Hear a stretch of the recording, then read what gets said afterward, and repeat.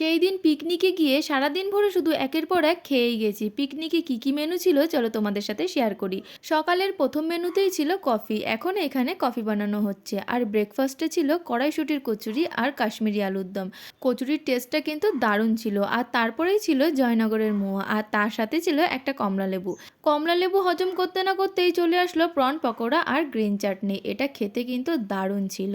আর সেই দিনের প্রত্যেকটা আইটেমের টেস্ট কিন্তু দারুণ ছিল। আর আজকে ভিডিওটা করার সময় সব টেস্টগুলি মনে পড়ছে। আর এরপরেই ছিল চিকেন পকোড়া। পকোড়া খেয়ে কিছুটা হজম করার পর আবার চলে আসলো ভোলা মাছের ফিশ ফ্রাই। আর এইদিকে দেখো মাছ পোড়ানো হচ্ছে, সবাই মিলে কিন্তু এই মাছটা খাওয়া হবে।